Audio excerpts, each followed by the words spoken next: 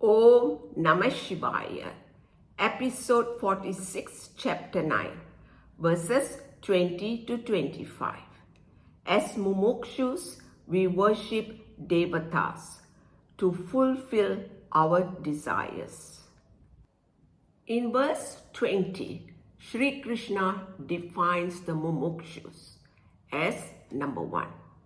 When we have faith, Shraddha in the three Vedas, Vidya. Having studied them, we do rituals to fulfill our desires. Number 2, we also know how to do the ritual where Soma is offered, Somapa, to go to heaven, Punya Loka. In this ritual, we offer the juice of a creeper, Soma, to the Devatas. Number 3, this purifies all our wrongdoings, Puta Papa. We are relatively free from wrong action, and we are doing rituals to gain a better future. Number 4, we do rituals and worship Devatas to go to heaven, Indraloka. Mam yaknir ishtva swargatem praptayante.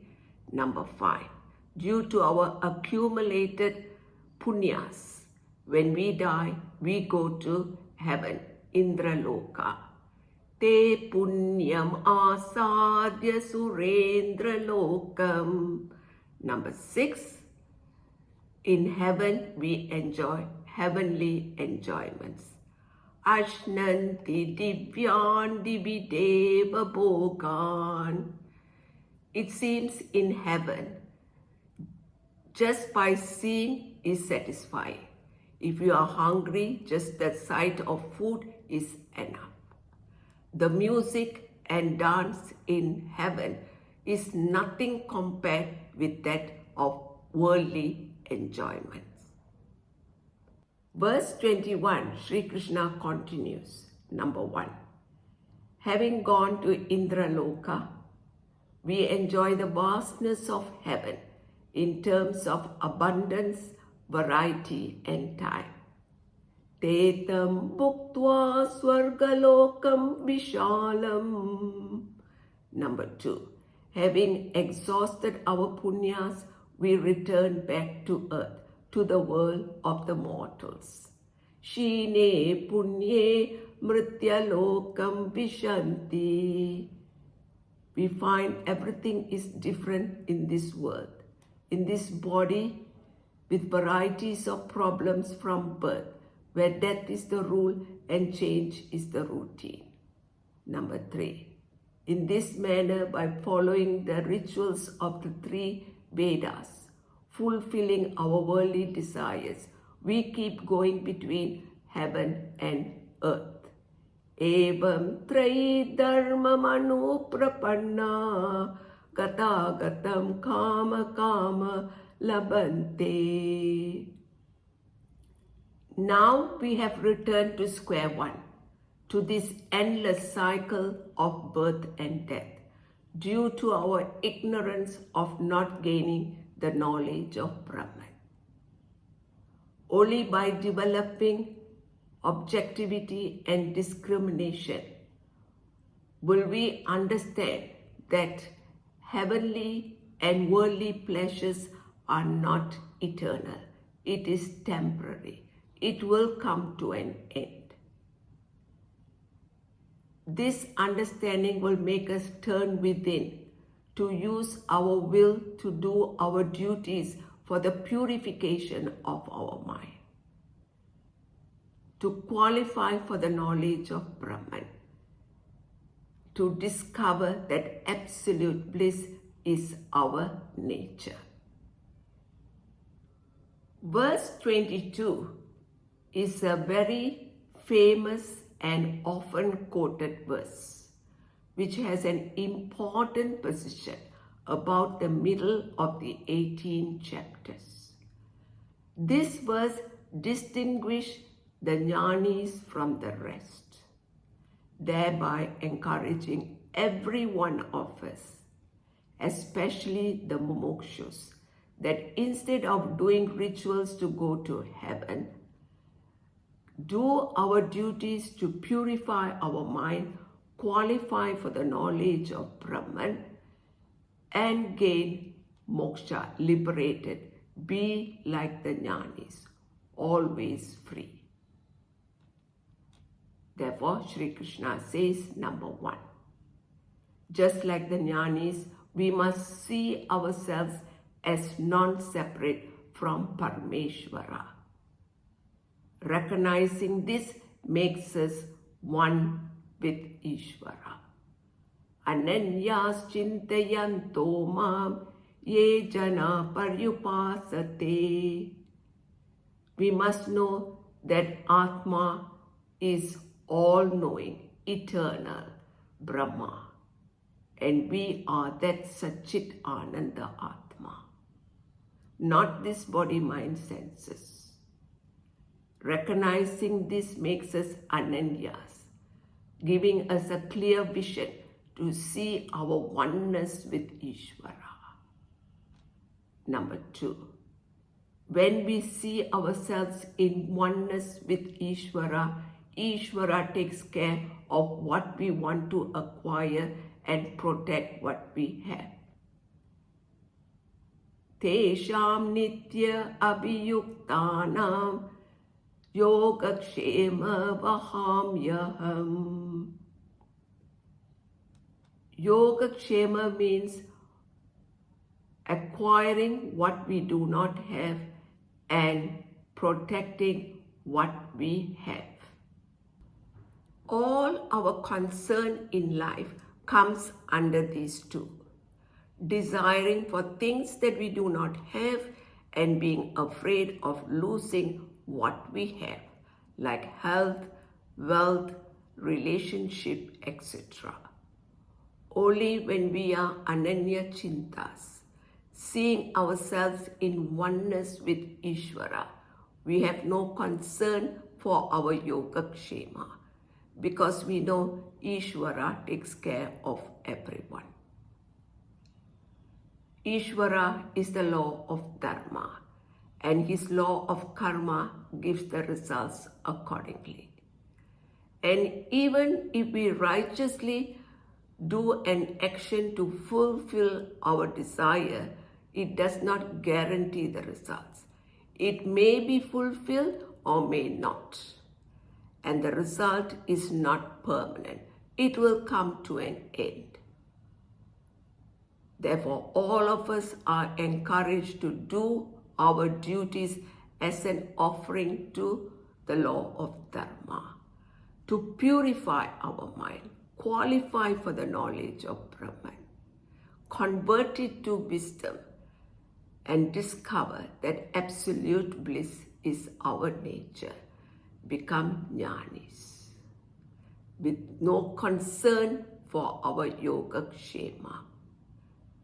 When we offer all our actions to the law of Dharma, all our needs are taken care of by the law of karma. In verse 23, Sri Krishna says, number 1, even as Mumuksus, having endowed with faith in the 3 Vedas, we as devotees worship devatas in ignorance, because we do not recognize any of these devatas as Ishvara, but as separate individual devatas. Ye api anya devata bhakta yajante shraddhaya anvita. Number 2, this means we are worshipping Ishvara alone, but backed by ignorance. Because we do not recognize all these devatas as Ishvara, we think that each devata is separate from one another and from Ishvara.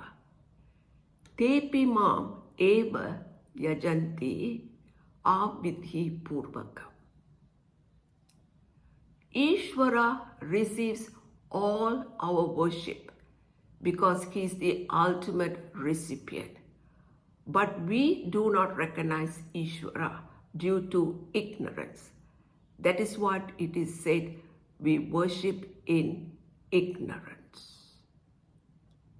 In verse 24, Sri Krishna clarifies why our worship is backed by ignorance. Number one, even when we worship the Devatas, Ishvara is indeed the recipient of all our worship.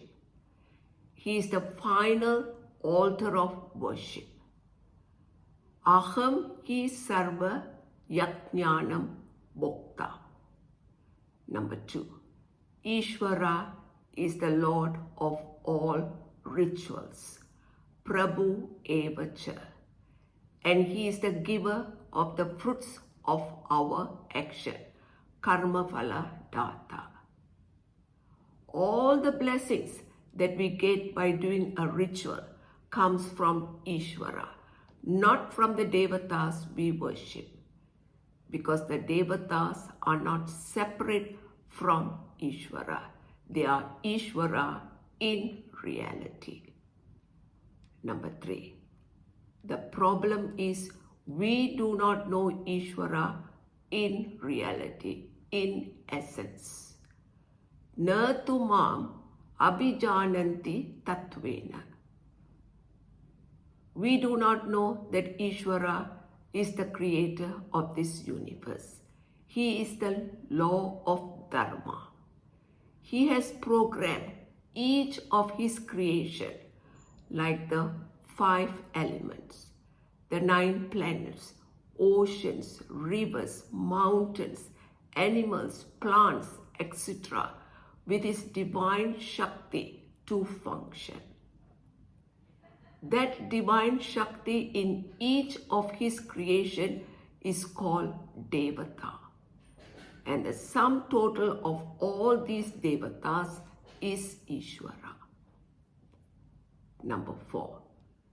Because we do not know the truth of Ishvara, we fall away. Churbanti te. So we get limited results. When we die, we go to Indraloka or Pitraloka, etc. These are temporary places. When our punyas get exhausted, we have to return to earth and continue on this endless cycle of birth and death. Only when we do our duties for the purification of our mind, we get higher results. We work towards liberation. Otherwise, we fall away. In verse 25, Sri Krishna says that according to our commitment, the result of our worship is given. Number 1, when we are committed to the Devas, we gain the world of the Devas. Deva Vrita Devan Yanti. When we die, we go to Indraloka. And we can stay in Indraloka until our punyas gets exhausted. Then we have to return to earth and continue on this endless cycle of birth and death. This is to point out that gaining punyas has its limitation. Number 2, when we worship ancestors, Pitra, we gain the world of the mains. Pitra Vrita Pitran Yanti. Pitra is a main, a departed soul, living in a different plane of experience. Their world is more desirable than our world, this earth. Number 3, when we worship bhutas, spirits and various minor devatas like yakshas and rakshasas, we gain the world of the bhutas. Bhutejya Bhutani Yanti. Their world is also more desirable than earth. Number 4. When we are committed to Ishvara, meaning when we are committed to do all our duties as an offering to the law of Dharma and purify our mind, qualify for the knowledge of Brahman and convert it to wisdom, then we have reached Ishvara. Yanti Matyajino Apima. Now the question is, what are we committed for? To partake in some experience in different planes of consciousness, or to be that all experience of Ishvara, Madhyajino. And only as Ananya Chintas,